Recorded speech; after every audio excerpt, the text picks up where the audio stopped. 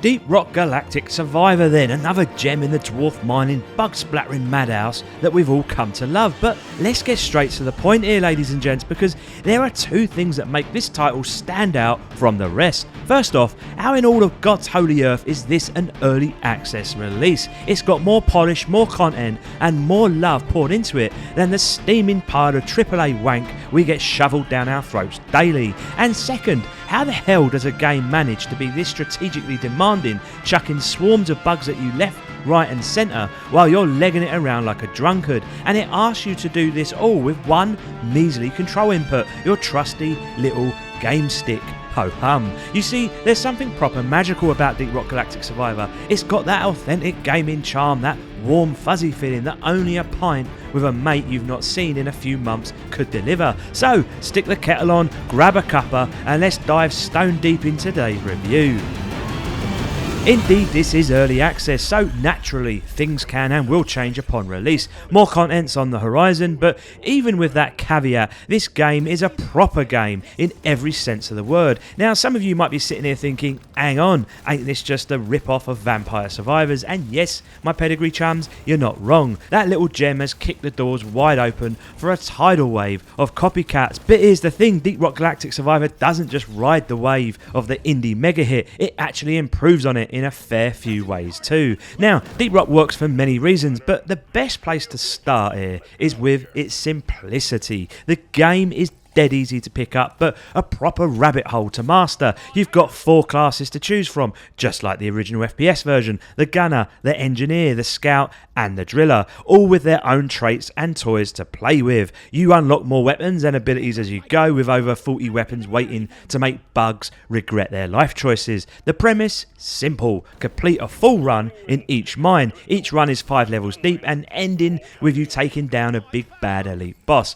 All along the way, there are side objectives to tick off if you're feeling adventurous. As you squash bugs, they drop these shiny little orbs, and when you've got enough of them, you'll level up. Leveling up gives you a choice of traits, character buffs or weapon perks, and if the gaming gods are on your side, you might get legendary or epic traits like a cheeky 25% damage boost to your gun. Proper tasty stuff. A full run will take you about 20 minutes or so, and then it's rinse and repeat, hitting objectives, unlocking new biomes and snagging fresh gear. And trust me, you'll love every bloody second of it. But there's more, because the game's got this clever bit of progression that keeps you coming back for the endless grind. Now, the traits you pick up during a mine run, they disappear when it's complete, but you'll also stumble across special ore deposits to mine. These little ores, they stick with you after the run and can be spent on permanent upgrades back at the main menu. And Christ on a stick, there is a ton to sink your teeth into here. And you'll need those upgrades too, especially if you're tackling the tougher mine variants. And just when you think you've seen it all, the game slaps you with the weapon mastery runs, where you'll get one weapon only for the entire run, complete it, and that weapon gets a permanent buff too.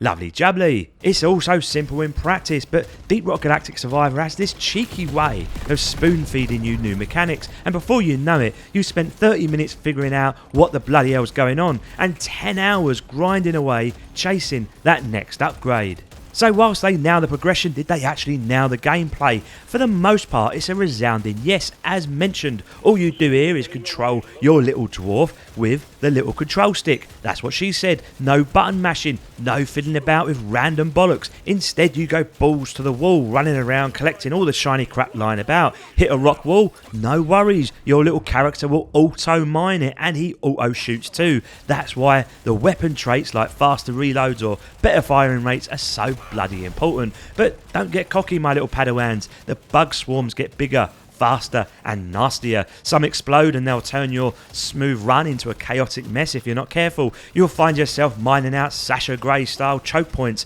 forcing everything into one kill zone to lay down the law. And when kiting bugs, it's pure strategy. Do you thin out the pack, or do you aim for those exploding buggers at the back? If you're lucky, you'll trigger a chain reaction, turning the swarm into bug soup. Lovely stuff. It's a fast-paced game of chess as you decide whether mining upgrades is worth the risk, or if you need to go full Ronald McDonald on their asses and cull the herd first. All in all, it's wonderfully simple yet addictive, the perfect balance of chaos and strategy. But Deep Rock Galactic isn't without its issues. There are a few bumps in the road stopping this game from being just good to being great. First up, the grind. Sure, the gameplay loop is top notch, but progression, mate, it's slower than a tortoise wearing flip-flops. You'll do a mine run and come out with barely enough upgrades to tickle your dwarf's beard. Early on, progression feels great, but after about 10 hours, you'll hit a wall where it all slows to a crawl. Simple fix for me is to just chuck more ores at us when we mine them.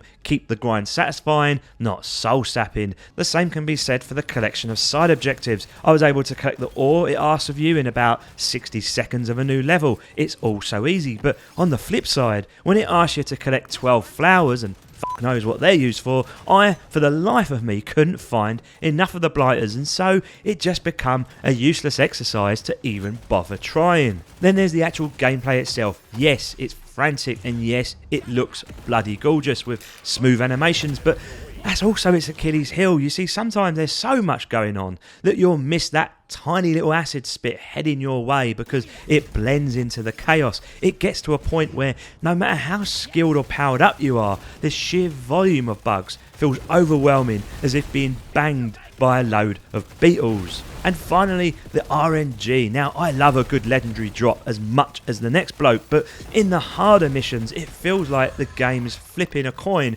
to decide if you'll succeed. It's not just skill, it's pure luck. And while Vampire Survivors had the same RNG backbone, that game gave you more control over your build while making progression feel smoother and less random. Here, it feels like a roll of the dice that might leave you knackered before you've even started. For example, you'll focus everything you have into upgrading, say, your shotgun, only for the next 5 levels to not even contain any shotgun upgrades at all, leaving your dwarf a jack of all trades and a master of none. You'll quickly learn into a run if it's going to be good or bad, and you'll soon learn to restart a mission, then try and finish it off. Overall, I had a blast in that opening 10 hours or so, but I can't deny these faults have really started to get in the way of my enjoyment of the game. Graphically then, it's top-notch stuff. I played most of my hours on the ROG Ally, believe it or not, and let me tell you, it's brilliant for gaming on the go. Sure, there's the occasional slowdown when the screen's crawling with bugs, but for the most part, the optimization here, it's spot on.